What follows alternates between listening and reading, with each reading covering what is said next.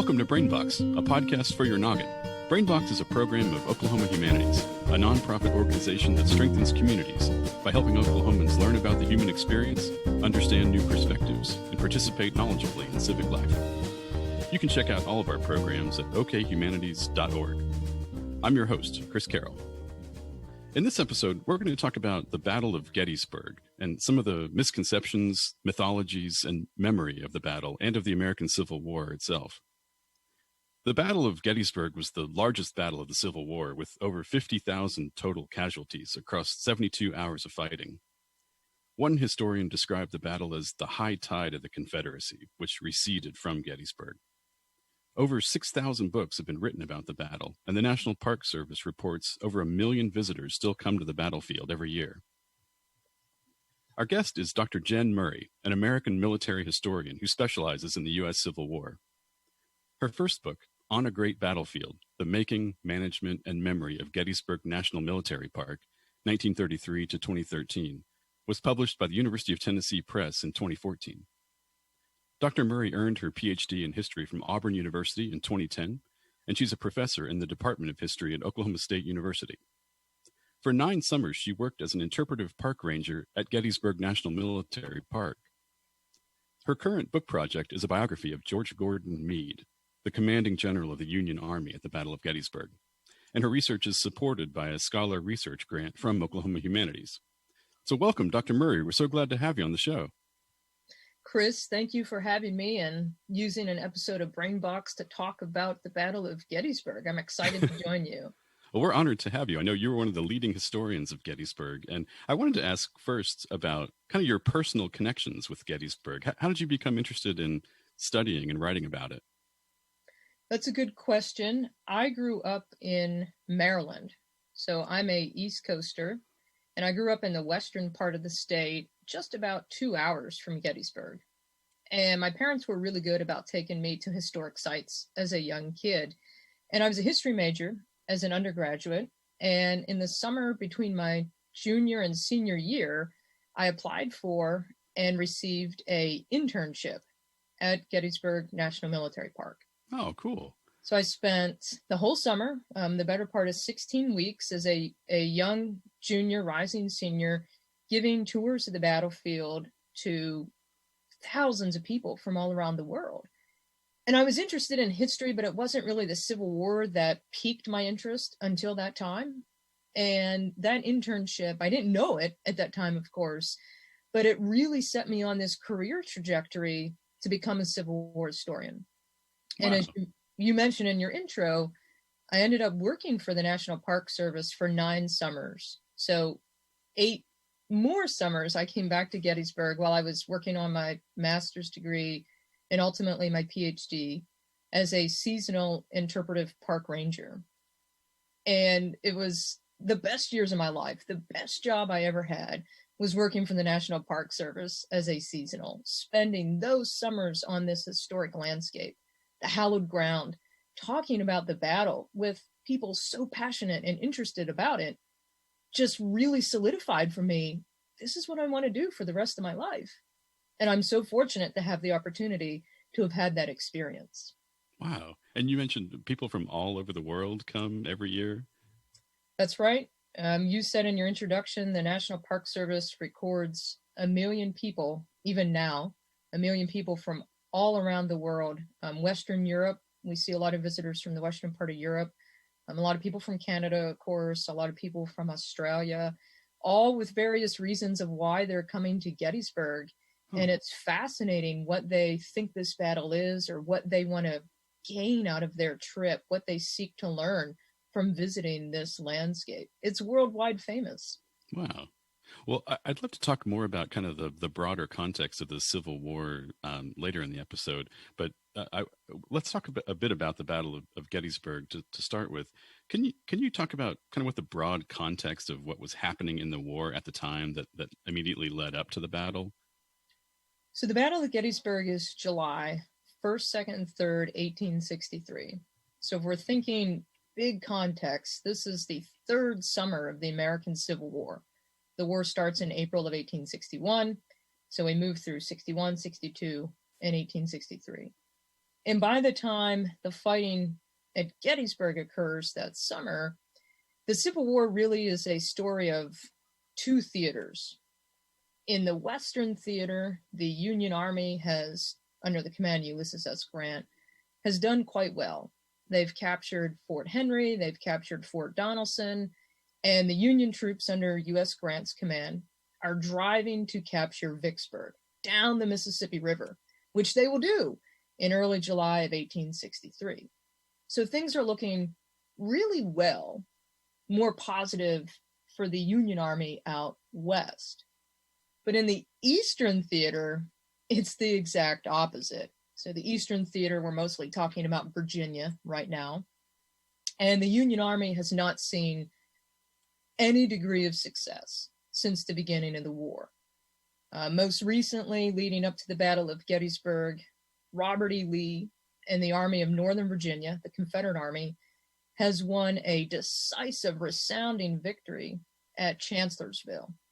And this military historians will consider Robert E. Lee's most successful victory. He defeats a Union army that outnumbered him 3-1.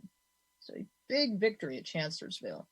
And before that, in December of 1862, the Confederate Army wins at Fredericksburg, just about 10 miles from Chancellorsville. And before that, the Confederate Army wins at Second Manassas in the summer of 1862, and they're successful in pushing the Union Army off the peninsula, McClellan's campaign to capture Richmond in the summer of 1862. All that to say that in the Eastern theater, the Union Army, every time they can encounter the Confederate Army, is losing. The Confederate Army is seeing a lot of success. Abraham Lincoln is frustrated with the commanders of the Army of the Potomac, and he's constantly changing command, which he'll do again on June 28th, 3 days before the Battle of Gettysburg breaks out. So what were Robert E. Lee and the Confederacy trying to achieve by invading the North, by invading Pennsylvania? That's a great question. Lee's realizing that victories on Virginia soil, and he's a Virginian, of course, are not bringing the war to a decisive end. So Lee has his eyes on an invasion of the North even before June of 63. He invades Maryland, leading to the Battle of Antietam in September of 1862, with an eye to really influence the diplomatic, political outcomes of the war. So Lee's a gambler. He wants to take the war to the North to win a decisive victory that will end the American Civil War. In other words, I always use a sports analogy, like winning on your home turf is not as big of a deal if you win on your enemy's turf, right? I'm an Auburn alumni. You mentioned, so when Auburn football goes to Tuscaloosa and wins, that's a much bigger deal than winning the Iron Bowl in Jordan-Hare Stadium. So Lee wants to win on Northern soil, and he's hopeful that in doing so, he can extract real meaningful negotiations from Lincoln that will bring the war to an end. That's the big picture. Wrapped up in that is the opportunity to take the war out of Virginia.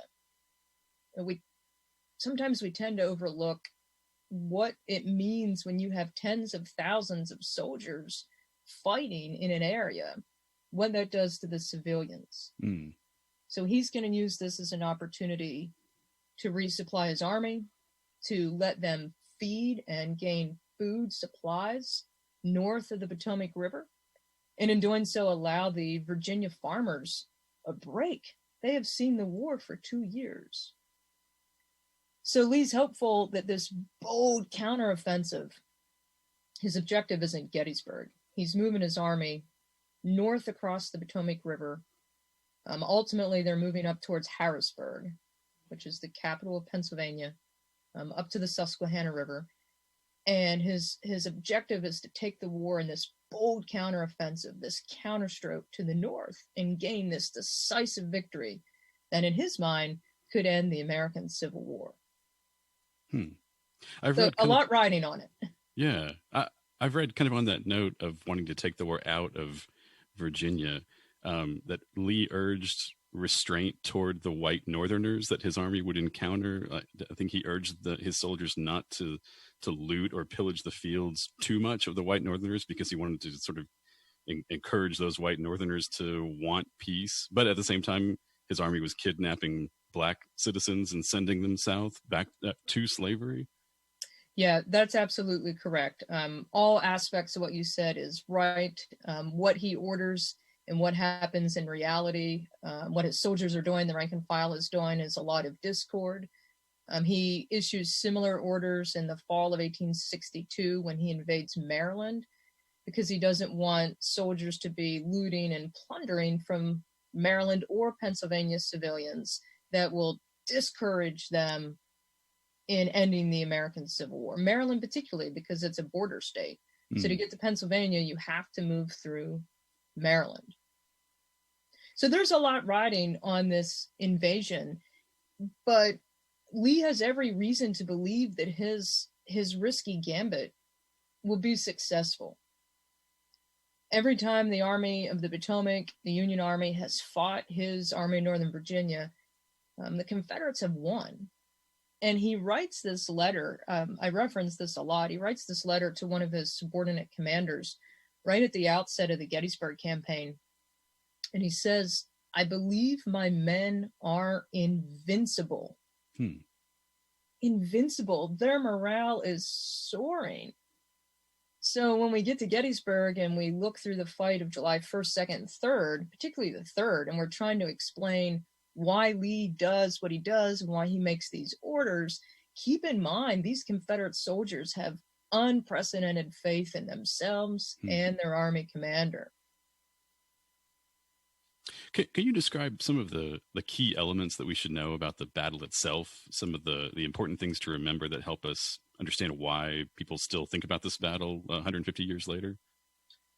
So the Battle of Gettysburg, as you mentioned when we started, is the largest battle of the American Civil War. It's 3 days. It's fought July 1st, 2nd, and 3rd of 1863, and it produces 51,000 casualties, soldiers killed, wounded, or captured. About 23,000 of those men are Union soldiers, and about 28,000 are Confederate casualties. So it's the largest battle of the Civil War. It becomes the bloodiest battle those 3 days in some, and it's one that people will argue that shapes the trajectory of the American Civil War. But neither Robert E. Lee nor George Gordon Meade intended to fight at Gettysburg. So the battle begins on July the 1st as an accident. Robert E. Lee's moving his Confederate forces further north. They're moving to capture Harrisburg, or at least threaten to capture Harrisburg, the capital. And that's about 40 some miles away from Gettysburg. So Lee's forces are strung out. But on June 28th, Robert E. Lee learns two important things on the 28th. He learns that the Union Army has a new commander. That's George Gordon Meade, my guy now. And he learns that the Union Army has crossed the Potomac River. And that puts the Union Army in his rear. So Lee's anxious. And instead of having his forces strung out across Pennsylvania, central part of the state, he orders them to concentrate and fall back to a tiny town west of Gettysburg called Cashtown. It's about 8 miles west. When Meade takes command of the Union Army, and I know we'll get to him in more detail in a minute, but Meade takes command of the Union Army, Lincoln tells George Meade to stay between this invading Confederate army and Washington, D.C. So Meade spreads his army out in a big arc, a fan of about 25 miles to protect Washington, incrementally moving closer to Gettysburg. All of that to say, the battle then on July the 1st begins as an accident. Neither Lee nor Meade intended to fight there. But if any of your listeners have ever been to Gettysburg, or I'm sure they've read about it, and you think about why these battles occur where they do, Gettysburg's important because of its road network. So in 1863, like today, in 2020, there are at least 10 roads that lead in and out of Gettysburg from all directions. So think of like a wheel, and the spokes of a wheel are the road network. You can get to Harrisburg, you can get to Baltimore, you can get to Washington, D.C., you can move to Chambersburg, deeper into Pennsylvania. And for any army to move in a campaign, you have to control the road network. So the fight begins on July the 1st as an accident. At about 7:30 in the morning, the first shot of the battle is fired by a Union cavalry officer. And the battle will snowball through that day and will fight for the next 2 days, leading to that decisive 51,000 casualty number, the bloodiest battle of the American Civil War. So the first day is an accident, like I said. George Meade is hopeful basically to fight a delaying action. So the Confederates are trying to move into Gettysburg to capture some supplies. And one of the myths you always hear about the Battle of Gettysburg, that Gettysburg is fought over shoes. Huh. You might have even heard that, right? The Battle of Gettysburg occurs because there's a shoe factory there, and the Confederates are trying to get shoes to outfit their troops. And that's complete malarkey. That is one of the most enduring myths of the battle. There's no shoe factory in Gettysburg in 1863. It's a small town, has about 2,200 people living in it, and it's pretty rural by all accounts. But the Confederates are moving in on July the 1st from west of town, from Cashtown, to try to gain supplies. So when they're moving west, they encounter Union cavalry who are fighting sort of a delaying action, and that first shot of the battle is fired at 7:30 in the morning. And then what was really a battle that neither commander intended to fight, and neither Lee nor Meade is there. Those morning hours, the battle escalates, and more brigades and divisions and ultimately corps are brought in, and the fighting on July the 1st takes place west of the town of Gettysburg and north of the town of Gettysburg. And by the early evening, the Union Army has retreated through the town and has started to fall back to a really important piece of terrain, which is the high ground at Cemetery Hill. And that is where they will start to rally on the night of July the 1st. So when we look at July 1 in sum, it's a Confederate victory in that they pushed the Union Army from the fields west and north of the town of Gettysburg.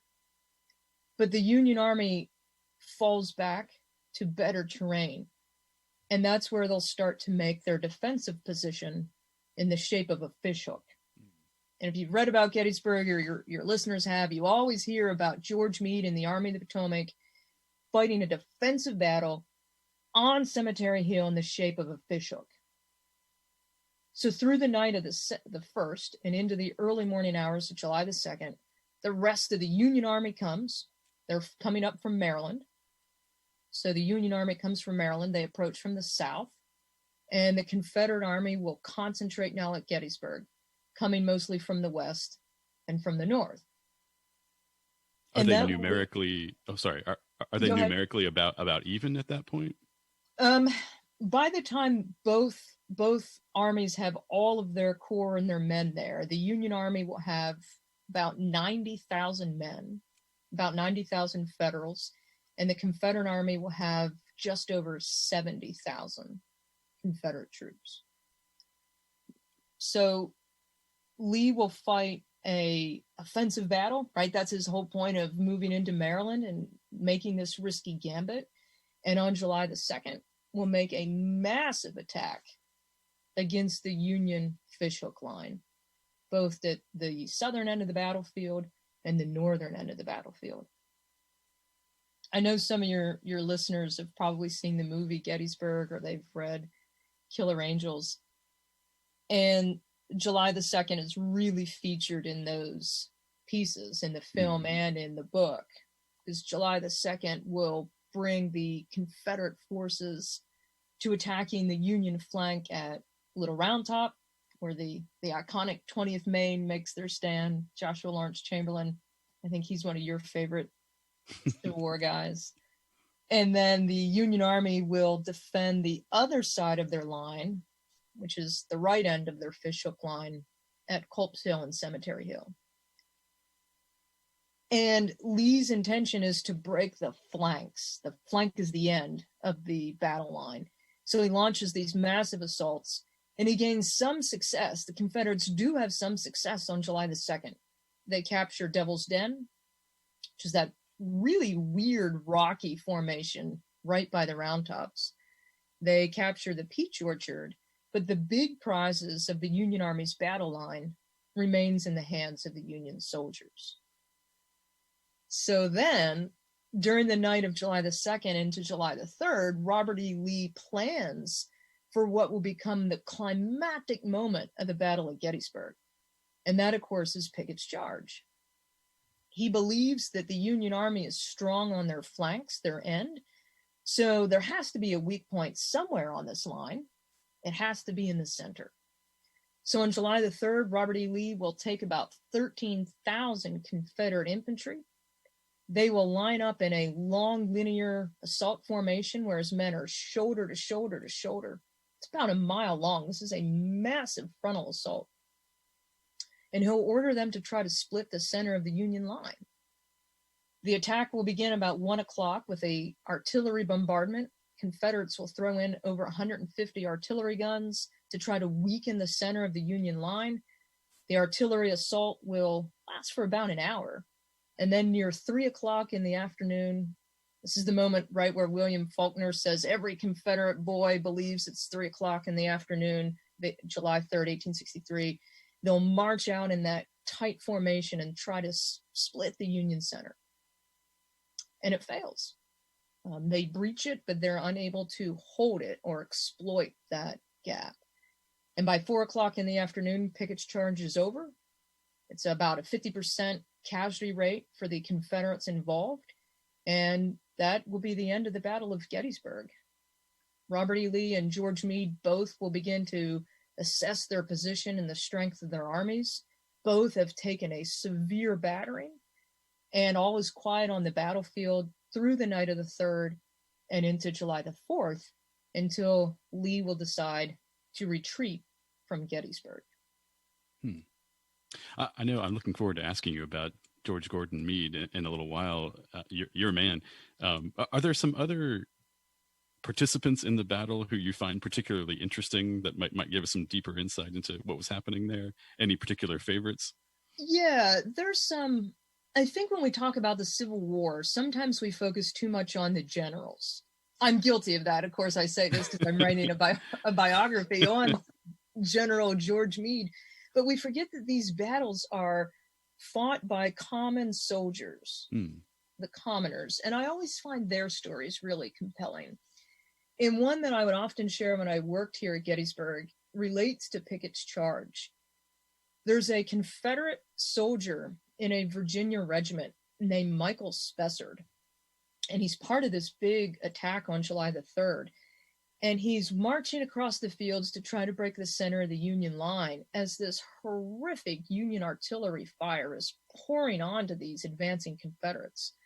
And the soldier to the right of this Michael Spessard is going to be, he's hit by a solid shot Union artillery shell. It ricochets off the ground in front of him. It comes up and it slams right into the guy standing to his right and knocks him down immediately. The wound will be mortal. And Michael Spessard takes a quick minute and he glances at the guy to his right to see who he was, who had just fallen. And it's his son. It's his son. So Michael Spessard has a decision. Does he stay there with his son, who undoubtedly will succumb to this wound? Or does he continue to march forward with his command?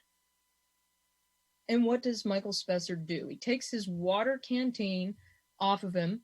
He gives it to his son. He tells him he loves him. He kisses him goodbye, farewell, and he continues forward with his command.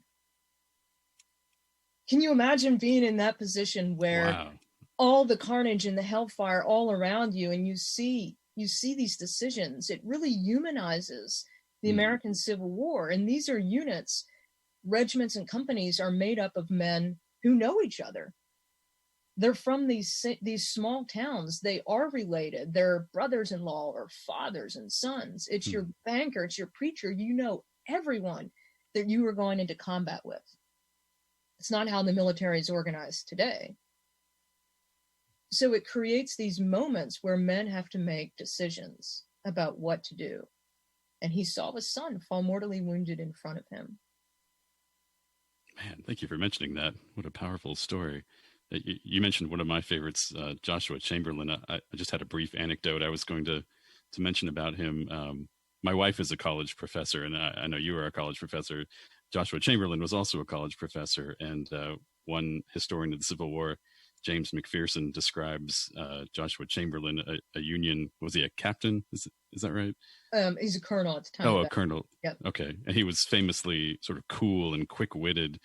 And James McPherson, the historian, attributes that to all the obnoxious college students that he must have dealt with for year after year that gave him this coolness under pressure.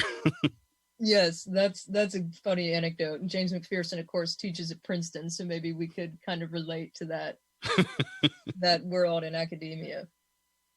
Well, tell us a little bit about George Gordon Meade, and how did you become interested in studying him specifically and writing a full biography of his entire life? Is that right? That's right. My first book is a history of the Gettysburg battlefield, which you mentioned. And invariably, just as my first book is coming out, people are asking, Jenn, this is great. Can't wait to read it. But what's your second book going to be about? So I had to start thinking pretty quickly what I wanted to work on. And Meade made a natural choice for me because I worked at Gettysburg for so long. And it occurred to me, when I was working here, people would come up to the battlefield, these visitors from all around the world, and most of them know about Robert E. Lee. They can tell you a little bit about Robert E. Lee. They can tell you a lot about Abraham Lincoln. But most of them, this is generalization, but most of them really can't dive into the details of George Meade. And some of them would come up and know very little about him. They would applaud Grant's victory at Gettysburg. And it seemed like he was really forgotten in Gettysburg's story, or at least misunderstood. The last full-length biography on George Meade came out during the Civil War centennial. It's actually published by University of Oklahoma Press. It's called Meade at Gettysburg by Freeman Cleaves. So our field is really needing a comprehensive study of George Meade. This is the man who commanded the Army of the Potomac longer than anybody else. For all the works on McClellan, of which there are a lot, Ambrose Burnside, Meade commands the Army of the Potomac longer than anyone else, and he commands it through its most decisive campaigns, Gettysburg through the Overland Campaign to Appomattox. So I hope, and my book is a full-length study. We'll rewind Meade to talk a little bit about his service in Mexico, but really the heart of the book focuses on Meade's Civil War career. And I hope when this comes out, it will make a small contribution to enhancing our knowledge about this very, very critical man responsible for preservation of the Union. I know maybe one of the few things that a lot of people do know about Meade is that he was criticized by Lincoln immediately after the battle for not pursuing Lee and attempting to crush Lee's army. Do you think, is that a fair criticism? I don't want any spoilers for your book, but how do you evaluate that view of Meade? Absolutely unfair. Absolutely unfair criticism. If you follow Civil War conversations, sometimes on social media, one of the most repeated interpretations of George Meade is that he did not pursue after the fight at Gettysburg. He did not pursue. And that is woefully incorrect.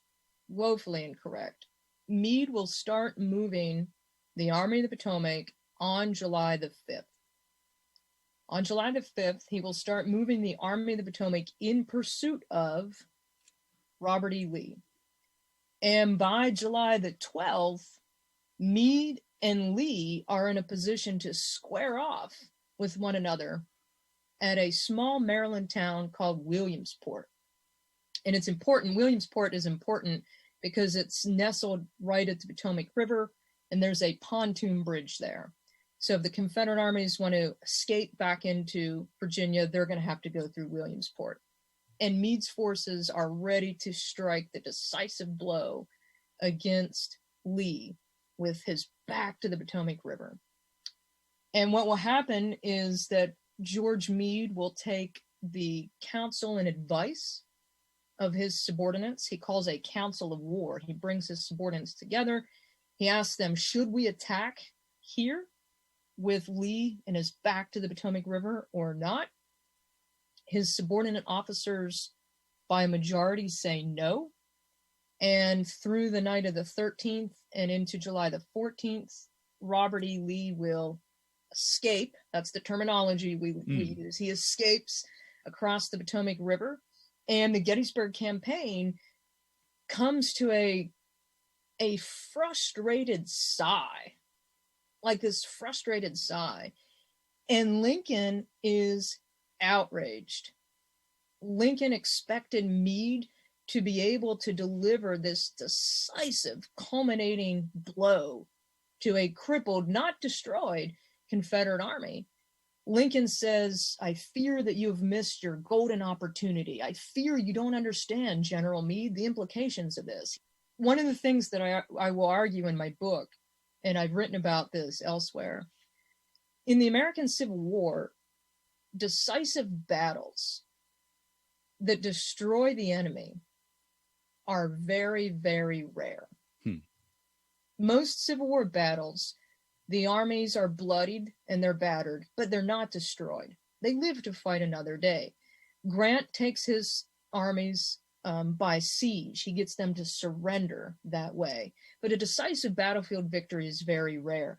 But more importantly, a decisive battlefield victory coupled with a successful pursuit is one of the rarest feats in all of world military history. So imagine the position that Meade is in, and I could talk about this for the entire show, so I'm going to have to refrain myself, but imagine the position that Meade is in. He has 55,000 effectives, 55,000 men who are ready to go, right? His army took a battering in 3 days. They're poorly supplied. He's miles away from his supply depot, and he has to quickly reorganize them and launch them on a pursuit. To do what? To fight another battle, a decisive culminating battle again. And there are very few Civil War or military generals that can do that. Napoleon does it. Napoleon does it. But he's one of the rare people who can combine a battlefield victory with a quick pivot to pursue, leading to the complete surrender of the belligerent forces. Was the battle immediately seen as a huge turning point? What were kind of the immediate reactions to it? Good question. And that sort of ties in to Meade and the expectations. The Philadelphia Inquirer on July the 6th prints a headline, a marquee headline that says, Waterloo eclipsed. Speaking of Napoleon, huh? Exactly. Now, in 2020, Napoleon is far distant from our minds. But in 1863, Napoleon is pretty relevant to people's consciousness and how they think about war. So when you start to compare Gettysburg to Waterloo's 1815, that places expectations on the Union Army and George Meade. The Northern public are seeking this decisive battle. They're seeking a battle of annihilation that completely destroys the Confederate Army, much like Napoleon's forces were destroyed by the British and the Prussian at Waterloo. So that kind of rhetoric shapes the tone for the pursuit, and that's what Lincoln is hopeful for.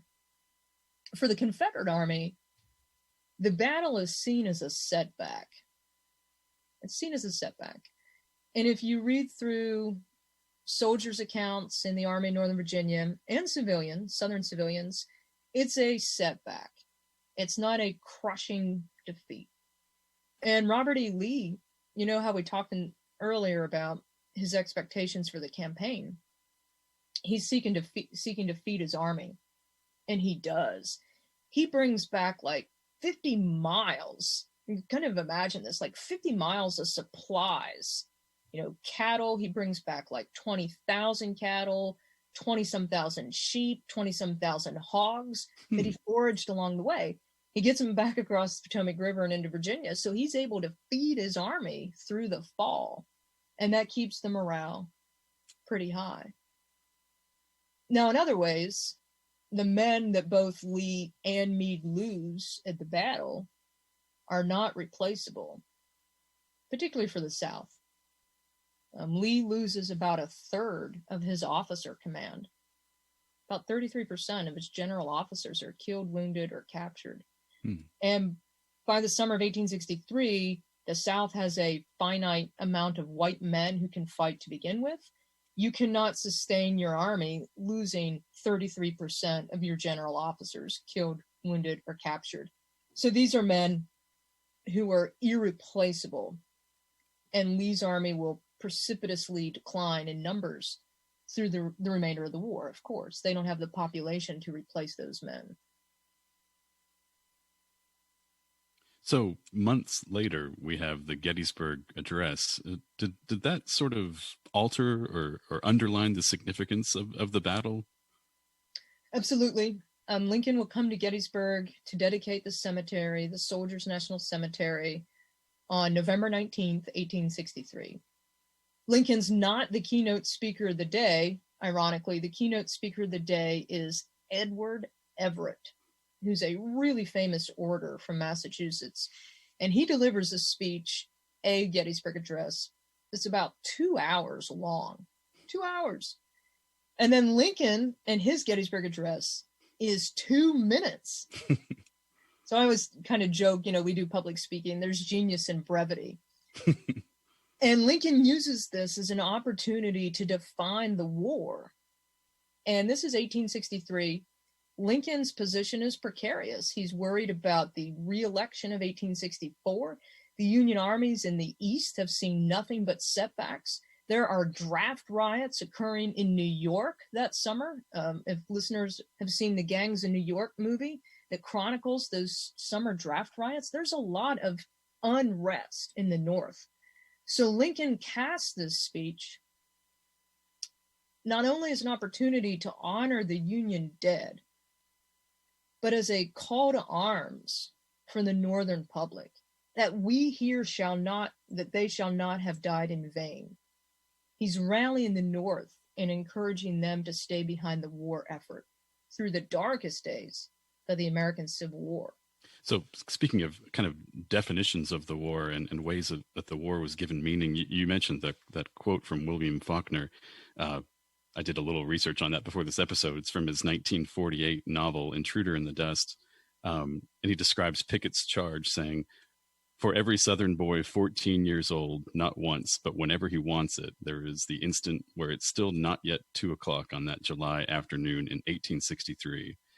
And he goes on to say, it not only hasn't begun yet, but there's still time for it not to begin against that position and those circumstances. And critics have pointed out this is an adolescent, white 14-year-old boy's fantasy of the South, and somehow maybe ultimately winning or not making a crucial mistake that leads to the loss of the war. And is it fair to say this captures the mentality of like the lost cause mythology of the Civil War? Can you talk about maybe the significance of Gettysburg in white Southerners' memory of the war? Okay, that's a big topic. We could do an entire episode about that. We could. So the lost cause is a belief that's created right after the Civil War by white Southerners that they did not lose the American Civil War because of inferior armies or inferior soldiers, but they lost the Civil War because they were outnumbered. And the roots to the lost cause come to Robert E. Lee when he writes his farewell order Appomattox. He says, "I'm forced to compelled to yield by overwhelming numbers and resources." So in sum, what the lost cause is a justification for defeat. And in doing so, Southerners forget willingly, deliberately, the roots of the causes of the Civil War, why they seceded in the first place, which cannot be unentangled from slavery. wrapped into the lost cause is championing Robert E. Lee as one of the best generals of the American Civil War. Anyone that criticizes Robert E. Lee in the post-Civil War era is not a friendly person in the white South. And Gettysburg gets drawn into that because people, lost cause advocates, will say that it wasn't Lee that lost at Gettysburg, but he was undermined by these unruly subordinates. And the unruly subordinate that becomes wrapped into the lost cause is James Longstreet. James Longstreet, after the Civil War, will become a Republican, which is heresy in the American South for white men to do. And he is really aligned and friendly with Ulysses S. Grant. So Longstreet becomes the scapegoat. And the lost cause people will look at Gettysburg and they will say, well, Longstreet really undermined Lee's intentions at Gettysburg. He didn't put his full effort into the assault on July the 2nd. He held back reinforcements on July the 3rd. Pickett's charge could have worked if only. And they wrap Longstreet as the scapegoat into an explanation of why the Confederate Army lost at Gettysburg. And he was not a Virginian, right? Wasn't he one of the few non-Virginians in Lee's leadership? That is right. If your listeners get to visit Gettysburg, Robert E. Lee has a brilliantly large statue on Seminary Ridge, and for the longest time, James Longstreet did not. And it was not until the more recent era, I forget the exact date, but it's early 20th century, late 20th century, early 21st century, that Longstreet got a monument. So Longstreet is still really controversial for Gettysburg enthusiasts and Gettysburg historians. When I was reading about the Faulkner quote, I was kind of familiar with it from probably back in college, but I'd never run across a poem by Herman Melville about Gettysburg, where he also kind of romanticizes the war and the heroic charge.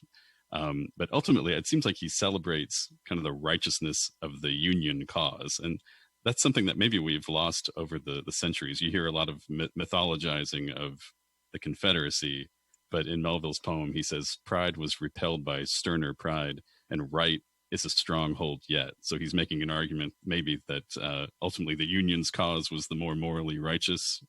But it seems like maybe that hasn't been taken away from the Civil War in our popular memory of it. I don't know.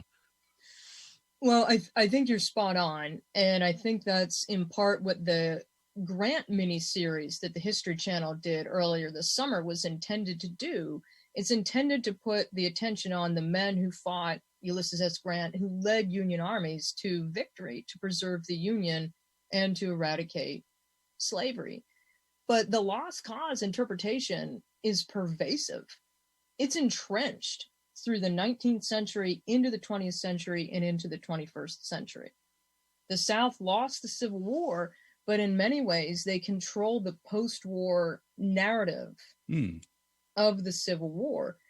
And at times, the veterans themselves are willing participants to this, Union veterans included.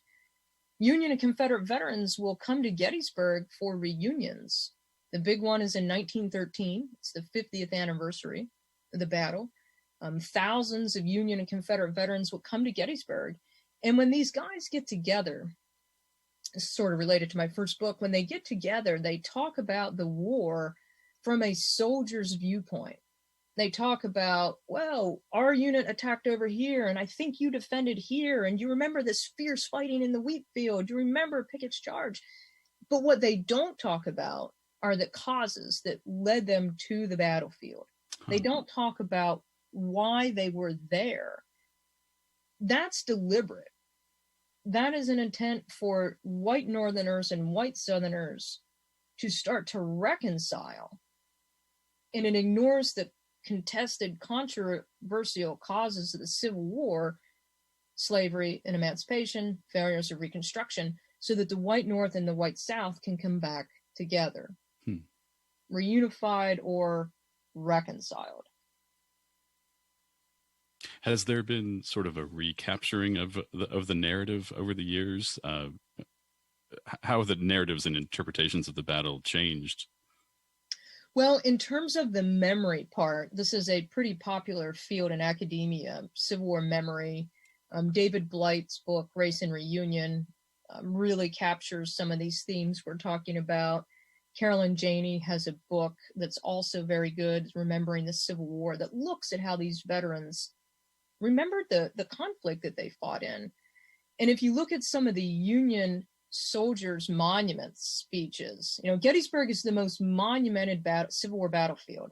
It has over 1,800 monuments and markers. And whenever there's a monument erected, there's a big fanfare. Soldiers will come, veterans will come, and different speakers will give these addresses. And reading their dedication addresses are fascinating. There's one Michigan monument that's dedicated in the late 19th century, and the soldier that's giving the dedication address, the veteran, talks about the Civil War and its causes, and he calls the South, the Southerners, traitors. He says that they fought for dissolving the Union. They're traitors. He uses that word explicitly. And he said they fought for treason, and that is deep, dark, and damnable, the worst cause that anyone had ever fought for. So I say this to say that even for the men who fought the Civil War, their memories of it are contested. They're not monolithic. So as we try to grapple with these issues in 2020, there's a lot to disentangle from the fact, from the mythology, from the memory, and the lost cause, which also makes it fascinating to study as a Civil War historian. I've never visited the Gettysburg battlefield, and I guess I was kind of surprised to learn that there are so many Southern monuments, or monuments to the Confederacy. Have there been any controversies recently, or movements to try to alter or take down those monuments? That's a good question. So in saying that the Gettysburg battlefield is the most monumented, the vast majority of these monuments are Union monuments. And that makes sense. Gettysburg is a battle on Northern soil, and it's a battle in which the South lost. So the South, for the longest time, doesn't have any interest in spending their precious money to erect a monument on Northern soil to a defeat. So the Lee Memorial, or the Virginia Memorial, is the first one to go up.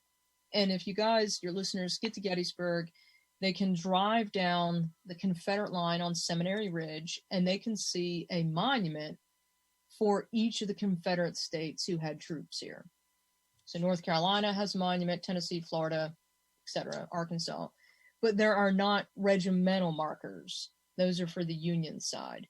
But to answer your question, in all the controversy with the Confederate monuments, the removal, their place in our society today, that has not yet filtered in to Gettysburg because it's a national park and it's protected by federal legislation. So quite literally, it would take an act of Congress for Confederate monuments to be removed from Gettysburg. And I think most people would see that as a maybe even more controversial than what we're seeing now with some of these monuments being removed from towns and squares across the country. I hate to ask you this question because I hate to ask you to summarize your entire first book in a brief answer, but I'm really interested in how the battlefield has evolved over the century and a half since the battle. Maybe a few aspects of it I could ask you about. Like how has it been? I've been to a few Civil War battlefields that are well preserved, and you feel like you're out in the woods, and it doesn't take much imagination to imagine that you're back in 1863. But has the Gettysburg battlefield or the area around it been kind of overly commercialized over the years, would you say? Absolutely. The commercialization of Gettysburg starts on July the 4th, 1863. I'm being a little hyperbolic, but not quite so much. There are tourists, literal tourists, who will start flocking to the Gettysburg area to collect relics from the battle right off the bat. And in the years after, the first preservation entity of the Gettysburg battlefield is a local grassroots community called the Gettysburg Battlefield Memorial Association. And they start preserving some of the land in 1864. That's remarkable. The war is still going on in 1864, but they have the foresight to start to preserve these grounds. They managed the park, the battlefield, until 1895. When the federal government steps in, the GBMA transfers 522 acres to the War Department. The U.S. War Department will manage the battlefield until 1933, when it becomes a national park. But in those early years of the battlefield's history and well into the 20th century, the battlefield is incredibly commercialized. You could see a trolley would take visitors through different parts of the battlefield. There are dance halls.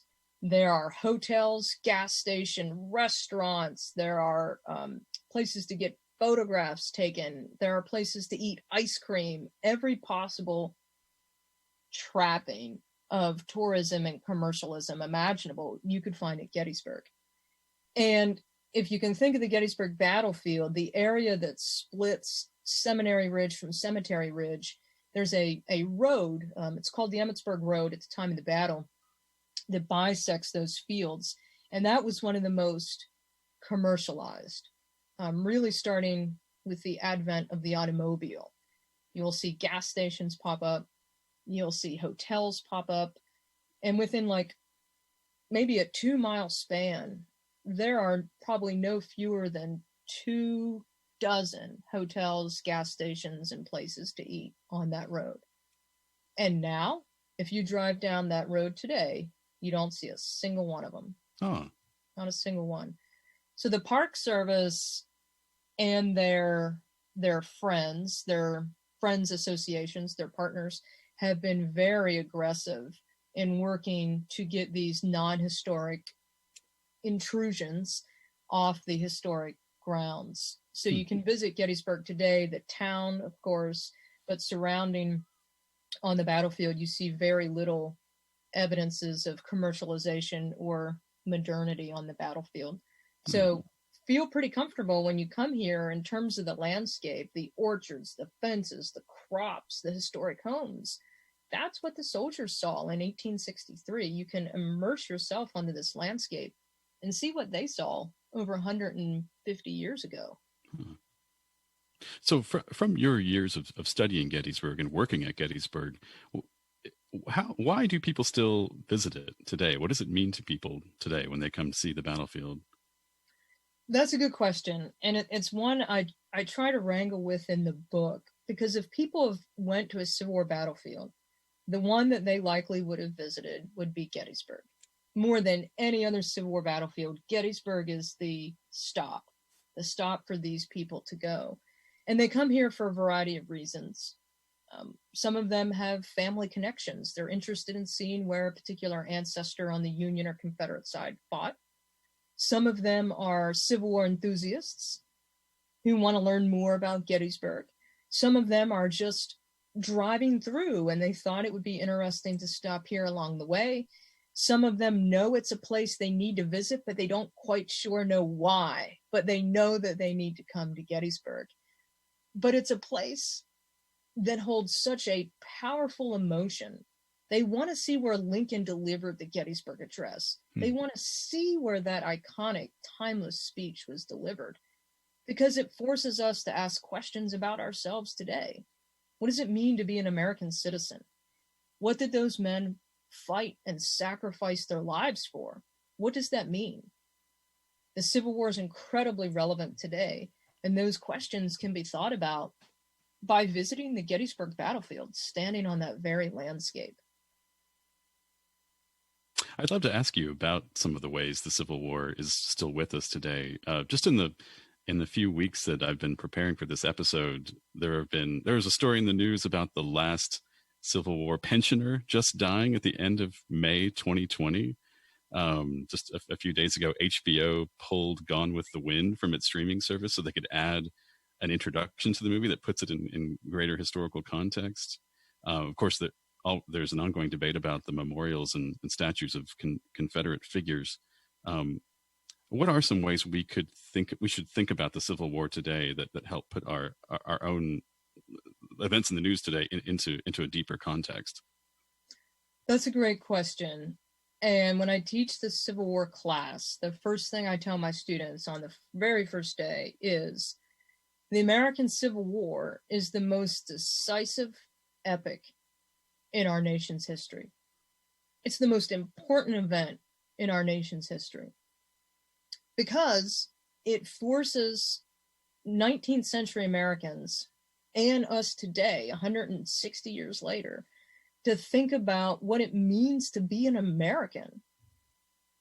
What does it mean to be an American? What does citizenship mean? What is the role of the federal government? What is the role of state government? What does it mean to be part of the United States of America? Before the Civil War, most people would refer to the United States of America in a plural sense. They would say these United States, very regional, local identity. And Lincoln would do this. But the rhetoric changes that now people say the United States of America. We think of ourselves as one holistic nation. And these questions are being asked today.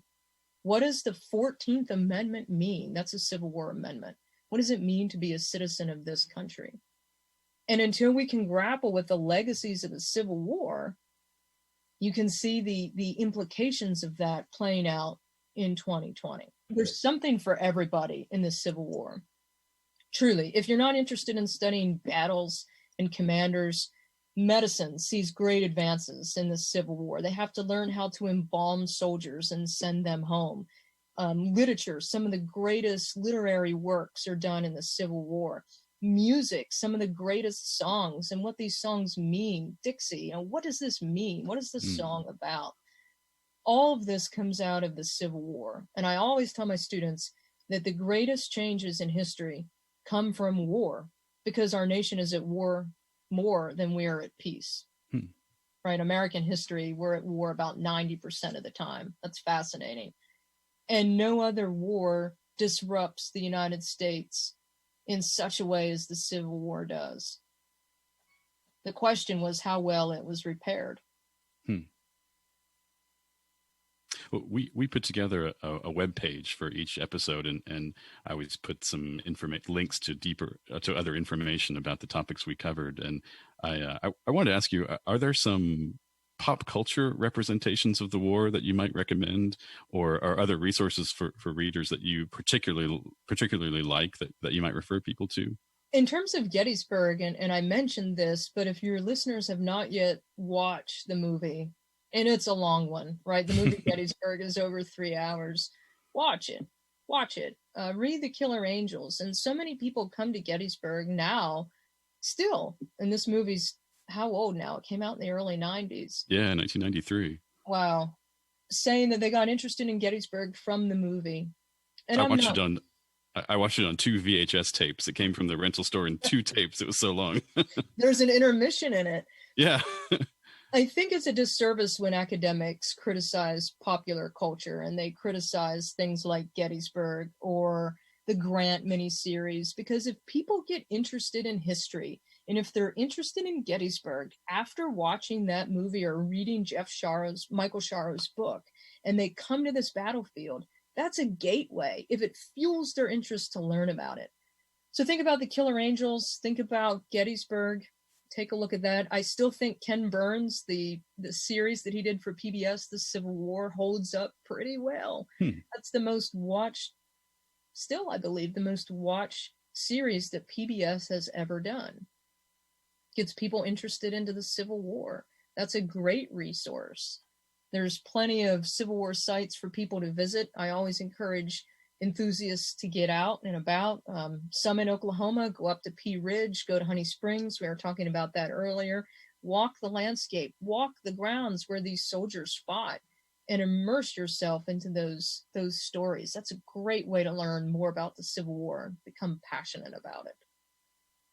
Well, thank you so much, Dr. Murray. I can't thank you enough for being on this episode. We really appreciate your thoughts about Gettysburg and the Civil War.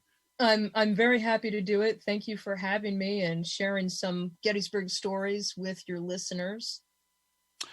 Would you like to mention anything about work that you're doing, or would you like to plug any of your social media or other work? For sure. Anyone interested in learning more about Gettysburg, the battlefield, and its history, please check out my first book. The title is On a Great Battlefield. You can buy it on Amazon. It's out in paperback. Should be about $25. And I'm working on the George Meade biography, which I hope will be available in time for the 160th anniversary, which will be 2023. So that's a little bit yet in the distance until it gets produced and published and on the shelves. But if you want to follow me, please check me out on Twitter. I'm at Dr. Jenn_Murray, or follow me on Facebook at Dr. Jenn Murray Civil War Historian. You'll get a lot of Civil War, and you'll get a lot about George Meade in those postings. Well, thank you again. And you can check our website at okhumanities.org/brainbox. We'll have links to this additional information about the topics we discussed. And we encourage you to comment about what you've heard on the Brainbox podcast. You can leave comments through the Podbean app and the okhumanities.org/brainbox website, and on social media by using hashtag BrainboxOK. Please give us a rating, and you can also email comments and ideas for future episodes to us at brainbox@okhumanities.org. Thank you to Blacken Studios. You can find out more about Blacken Studios at blackenstudio.com and on Facebook, Twitter, and Instagram. Our theme music was composed by Jeff Mareva, and this program is funded by Oklahoma Humanities. Any views expressed in the podcast do not necessarily represent those of Oklahoma Humanities. This has been Brainbox, a podcast for your noggin.